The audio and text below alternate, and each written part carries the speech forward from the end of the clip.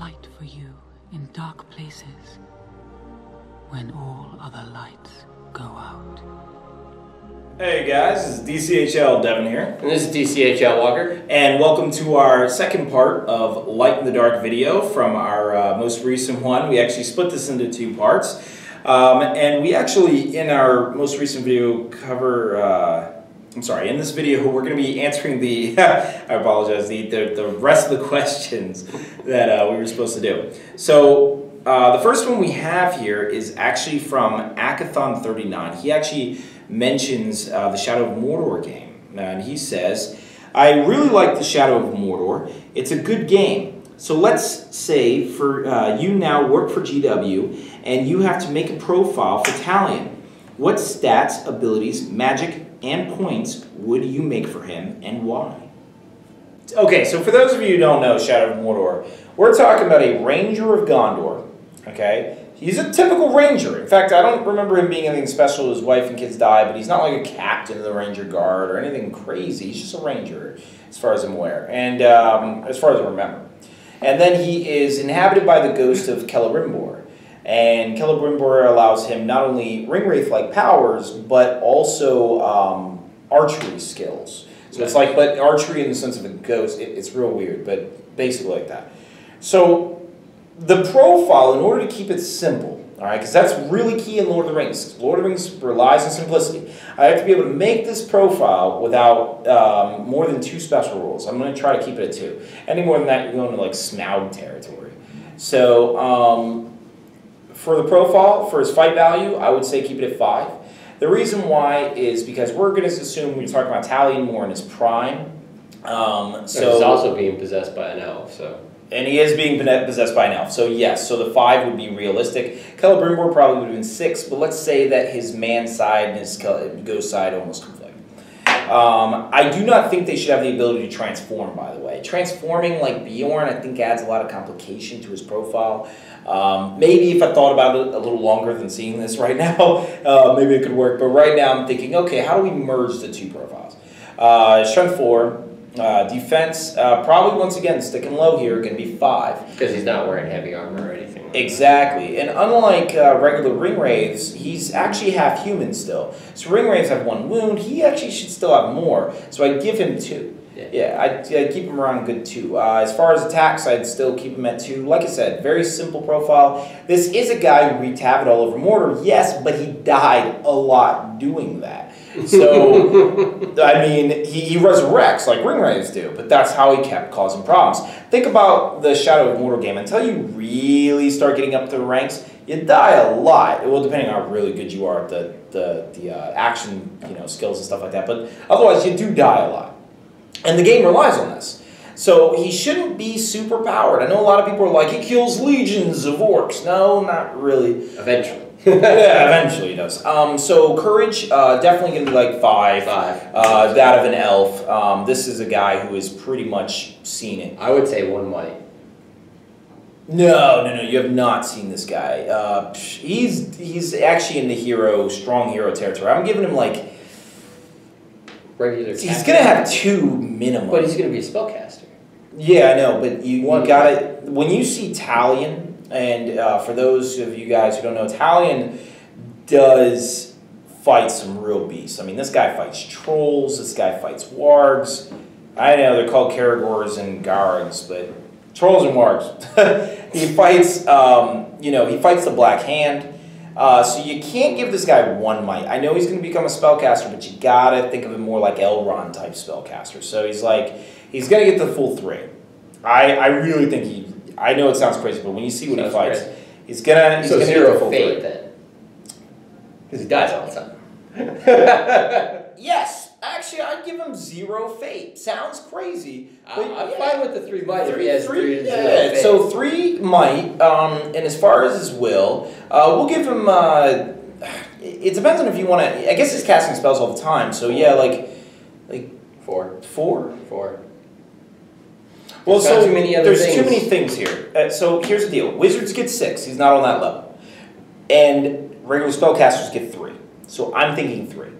Okay. I think 3/3/0 would be the Might Will Fate, because if you go in between those and you're really one of those high level spellcasters, I didn't see Talion on Gandalf level stats.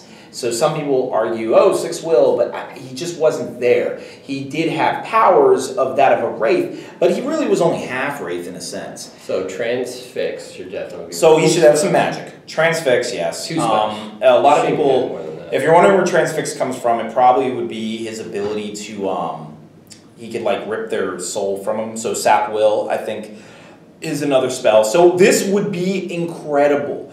Think about this, though. This makes him a really good profile. In a good model with Sap Will. I mean, that's Ringwraith Killer all over it. So a lot of... Depends on what Sap Will goes off on. Well, I mean, I think it should go on some standard Ringwraith stats. So you'd get the Sap Will, Transfix, Compel. You'd have to get Compel. So those 3, How many spells are you giving this guy? Enough. That's standard. Like 3 spells. That's not even that many. That's 1 more than... I mean, keep on. We're talking about a hero here. So you'd have to get those 3. And we're not talking about anything crazy. Well, you were saying based 3. off of Elrond. Elrond only has 2 spells. Well, I understand that. But okay, so if you don't give him Compel, you got to give him... I'm sorry. If you don't give him Transfix, you got to give him Compel. For those of you who played the game, you know why. Compel, he's able to control orcs. He has to have Compel. In order for him to Transfix. You're good there. You might want Sap Will, though. And the reason I say this is because of his ability to literally Sap Will. For those of you who also don't know, is that in the game, he can suck the life force from an orc and almost anything he's around and pretty much take it for himself. Sap Will really kind of shows that type of effect. 'Cause that's the kind of feeling that Ringwraiths do. When they're around you, you just feel ill and sick. I kind of almost envision him doing the same thing. And the power should be very similar to a Ringwraith because that's what he's turning into. So Sap Will and Compel. Yes. Now, he should have an elf bow. Now, you're giving him the elf bow only in the sense that Celebrimbor has one. I really wouldn't give it any kind of crazy tricks like Blades of the Dead. You could. I would be fully argued like, okay, cool. He has, you know what? It's not a bad option. If you're going to do a transforming trick, then you can... I thought we already disagreed. I'm just saying, if you were going to, then you would give Celebrimbor the Blades of the Dead. However, I would just argue giving him Blades of the Dead right from the onset. Okay? From my profile. Blades of the Dead, because he can... against the courage, right? Yes. Yeah. And the only reason I say that is because he can transform really fast. And so, I mean, a lot of you know it only is a couple buttons, and suddenly he can do that leap thing where he hits, and then, you know, kills. So, I actually think he should have the Blades of the Dead attack by default. So, let's go with that. But Ringwraiths don't have Blades of the Dead. I know that, but Ringwraiths are fighting with physical...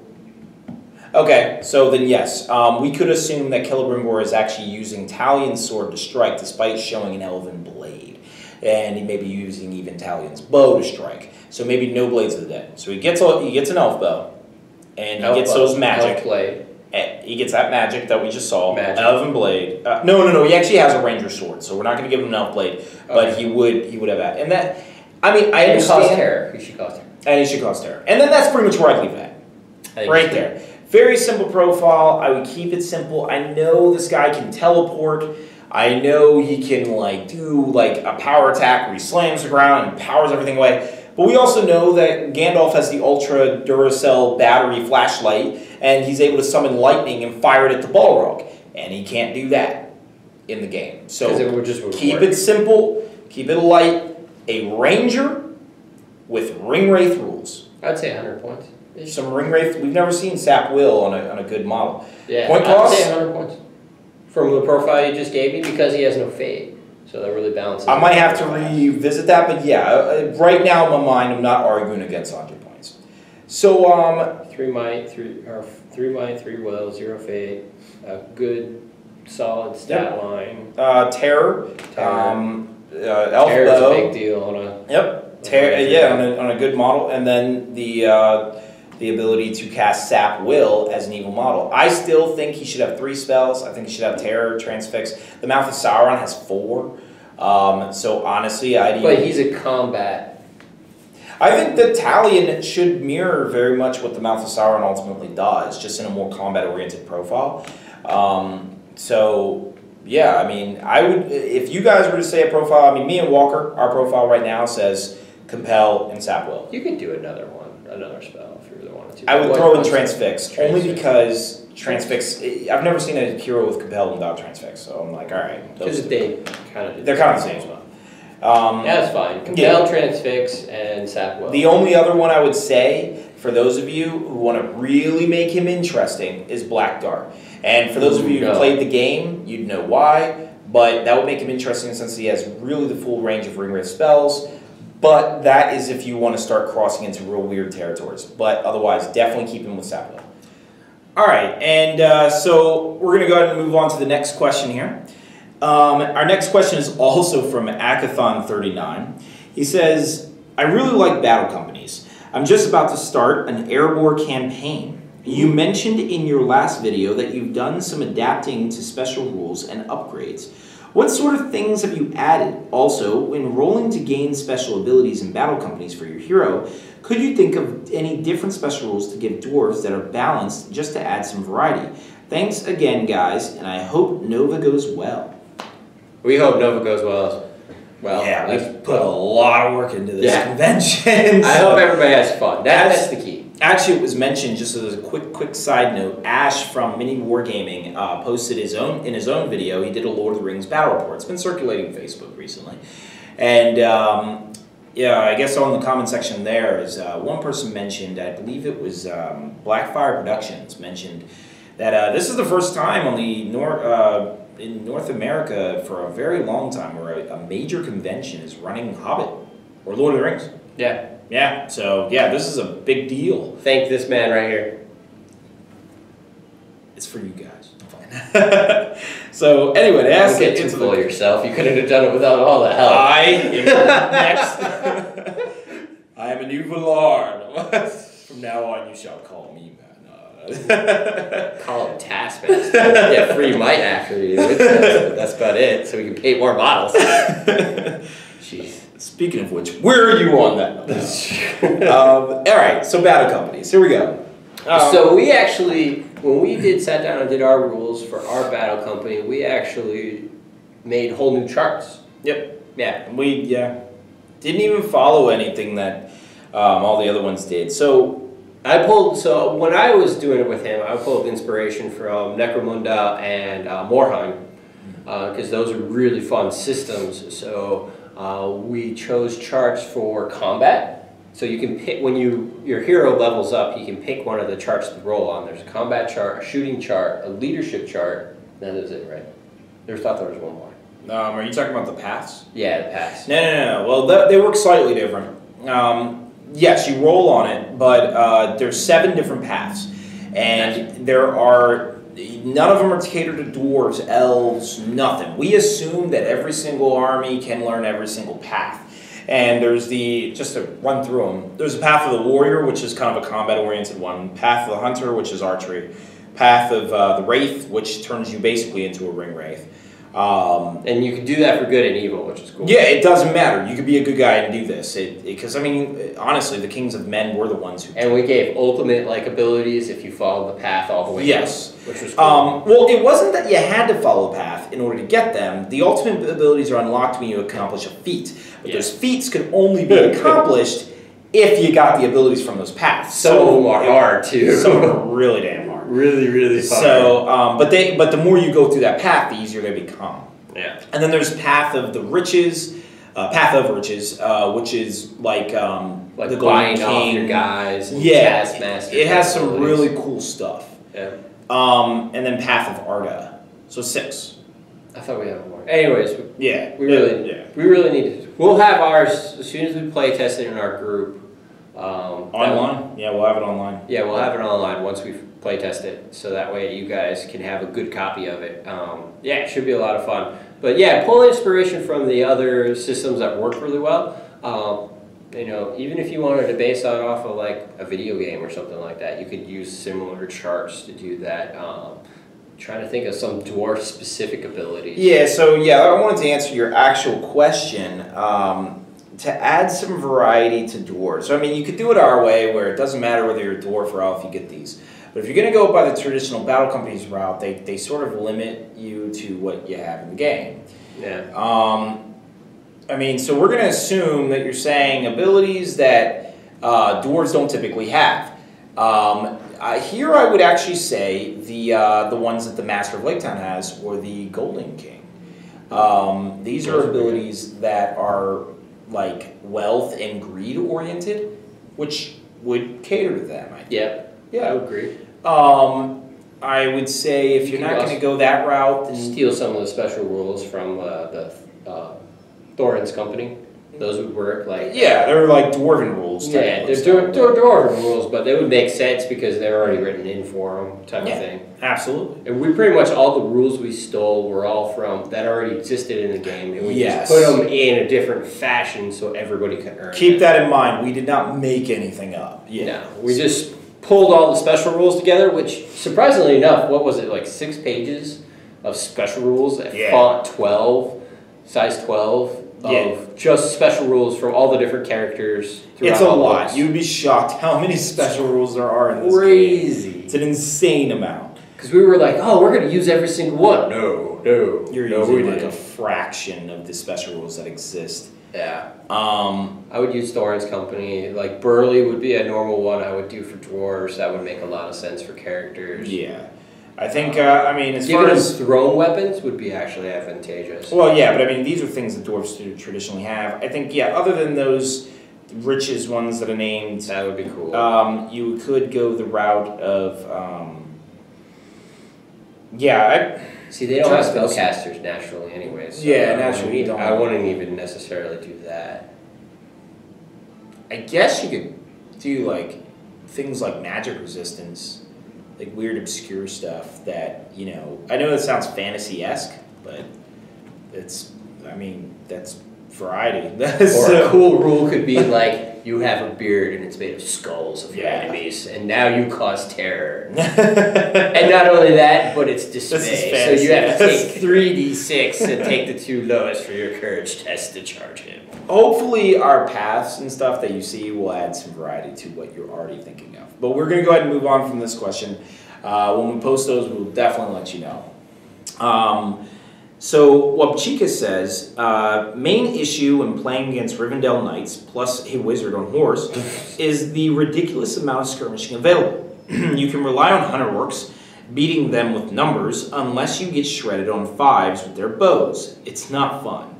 Also, the Desolation of Smaug is ruled as you have 1 or 2 models whose points equal 250 or more, to encourage players bringing bigger toys like Alisar and Azog, which of course we covered in our last video. Yeah. Smaug can actually win recon if he takes an enemy down below 25% and kills the leader, and the enemy gets less than 5 models off, or 4 if they wound him. But it's not the easiest fight. Last thing about this question, he says, how do you feel about pure Fell Beast lists? Do you have many players in the US who use them? Fell Beast. Just Fell Wargs or just No, Fell Beast. Fell Beast. He's talking about, I think we mentioned in a previous video that one guy had like 4 Fell Beasts and he's bringing it to Nova. So, let's go ahead and answer these one by one here. Number 1.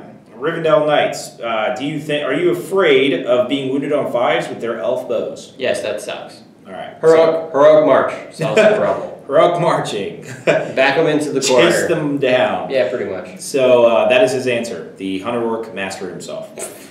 Number 2. Yes, 1 or 2 models, 250 points.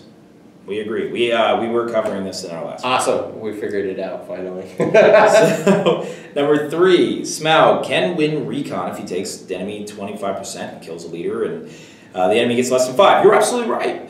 The reason we talk about earn in the Nova scenario, the maximum amount of points he could earn is 7.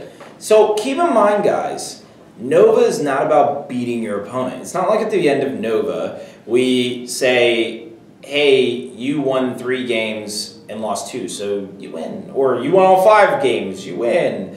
No, it is perfectly possible to win every single scenario and lose the grand tournament. Yep. Because it is points-based. It is not win-loss-based. You could lose every single game and grand tournament. Yeah. All my opponents earned 10, but I earned 9 points every game. Yeah. Oh, guess what? I won the tournament. And then you win the Staff of Power. So, so just keep that in mind. When we say Smaug can't win, It's because in Recon, you can't get more than 7 points. Yeah. So that's a huge penalty. That's huge. It's a big penalty to have. And the last part, how do I feel about Pure Fell Beast list? All right, so I just recently went against this list. The guy who's playing it is damn nasty. You're talking about the ring race on Felix? Yeah. Oh, okay, the Royal Air Force list. Okay. Yeah, Mordor Royal Air Force is effective. It's not that scary. Here's the thing. I want to tell my story. You're right. I want to tell my story. We beat it in one turn. My hunter orcs killed him in one turn. It's so awesome. So here's the thing. The Fell Beasts are scary if you don't know how to fight them. They're unusual. Yeah. They will just outmaneuver you. You cannot play that game. You have to pretty much hold tight, make them come to you somehow. I remember I used one thing, the devastating effect was the Dormer Lake. The Dormer Lake hurts them. We found out that the Goblin King hurts them as well. Because you can throw goblins at them, they can't resist it. Unmounting them. Yeah, it dismounts them. It knocks them to the ground. So anything that knocks them to the ground hurts them. So a lot of different things hurt them pretty badly, but you can't chase them. So do not sit there in heroic march and chase them all over the field. They will way outpace you. And that's the only thing that's unusual with them, because in most games you can chase them down. So we just talked about that Rivendell Knight list that you would chase. Yeah. You can chase them because they're on the floor. Yeah. Yeah, these guys fly. They go right back over you. Like, ha ha ha, and then fly back. Have fun chasing me for the rest of the game. Yeah. So they can be nasty in that way. But we honestly played your Hunter Orc list against them twice. Beat them both times in a domination match. With different variants. So one had Zog and the Goblin King. Yep. And another was just pure Hunter Orcs. It was just all Hunter Orcs, you know, cheapo heroes, Yarsnag, Narzog, and... Spamming lists are a nightmare to them. Not in the sense that, yes, obviously a lot of them will fail, but many times they succeed. And if they lose a fight, if those Felbeasts lose a fight, they're just so screwed. Hurt. They're really hurt. Because you just go after the Ring Wraith, and you just, most things... Unless it's the Undying, in which case go after his Felbeast. Yeah, and then dismount them, and then just beat them retardedly over and over again. So, yeah, that's how we feel. Now, how many players in the U.S. use them? One. I'm sure there's somebody else. There might be someone else, but I'll be honest, I've been playing this game for 14 years in this area. I have met one. Now, Rob says he's fought it before, so therefore, maybe two. It's not many.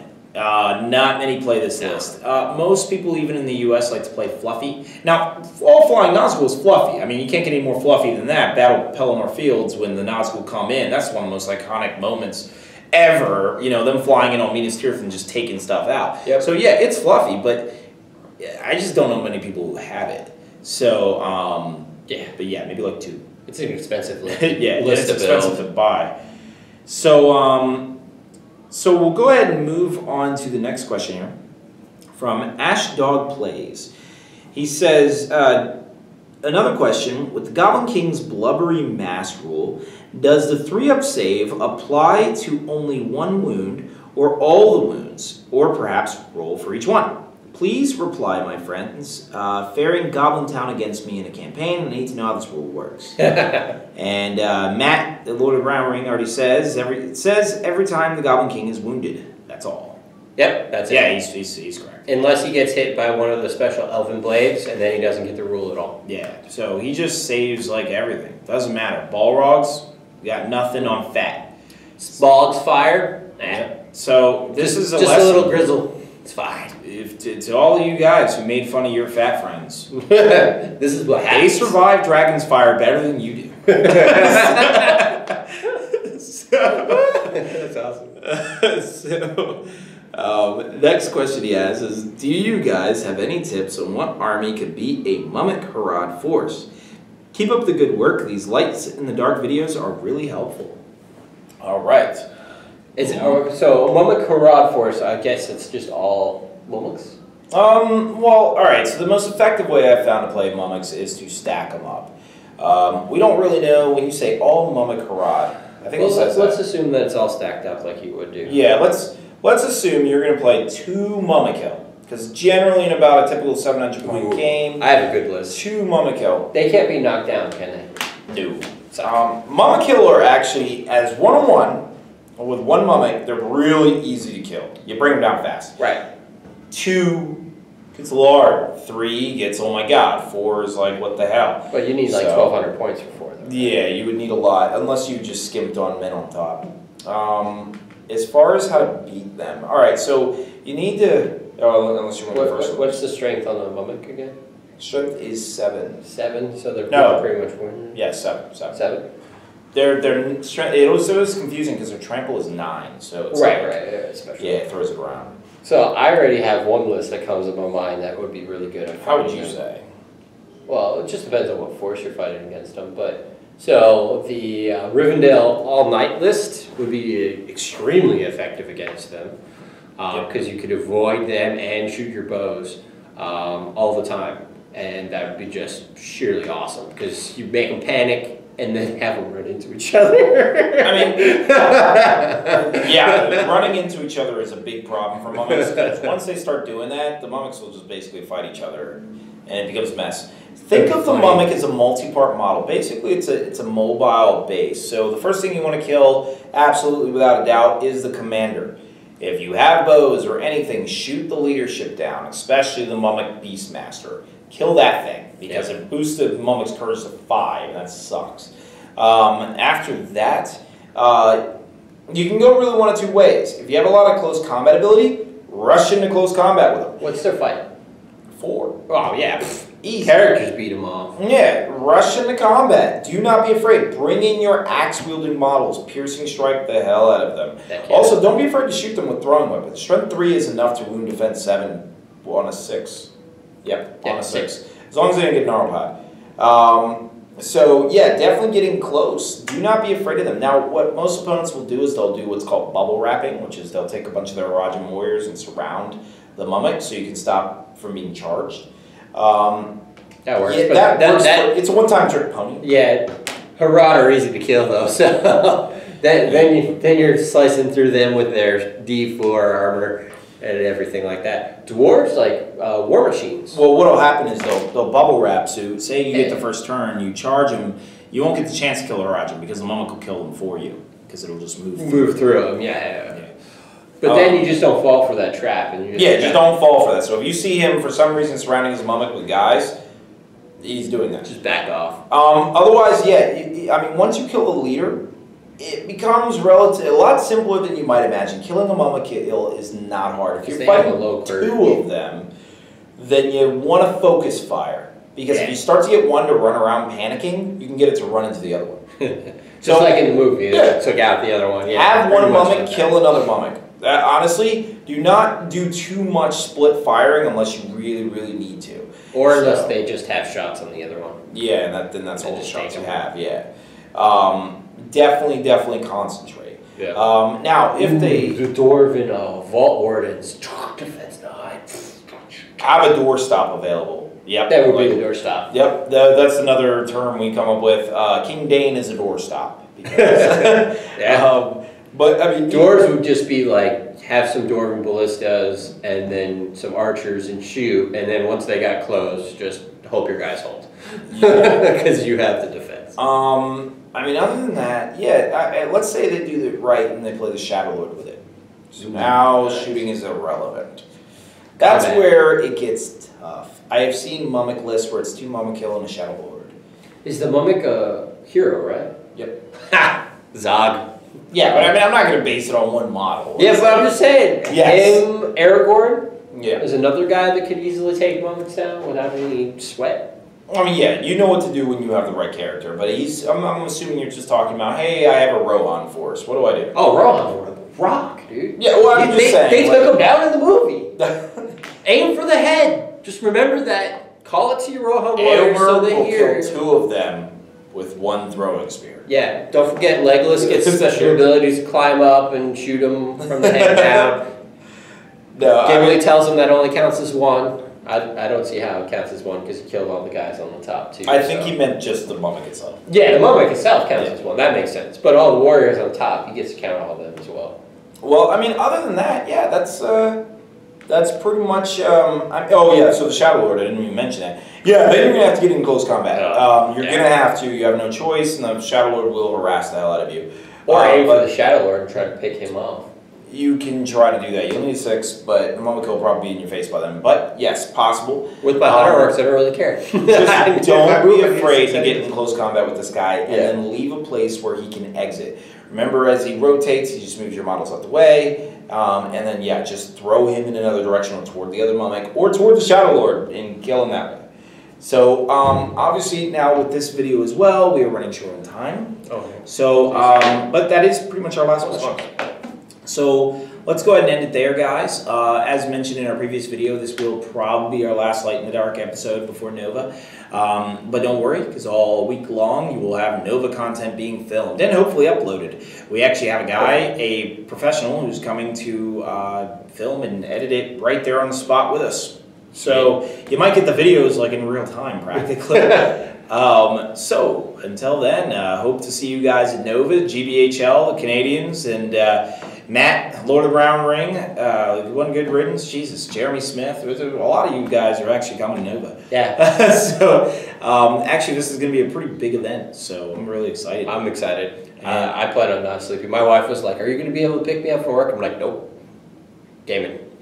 Actually, gaming. Yeah, honestly, as far as I gave up hanging out with my wife and spending time with my parents. So this is all for you guys. You don't have a life, so this is your life. You guys complete me. Also, if you remember, Devin doesn't know how to eat food on his own. So if you guys ever can, while you're at Nova, bring him a pretzel, a hot dog, a soda, and give it to him. He is a wasting child in need. He says that because in every event, I'm so busy making sure the events go right that I'll be like, it's 8 o'clock, I forgot to eat. It's 8 o'clock at night, like the whole day. You can't do that for 4 days in a row, man. So, no, it won't happen. We'll be all going out.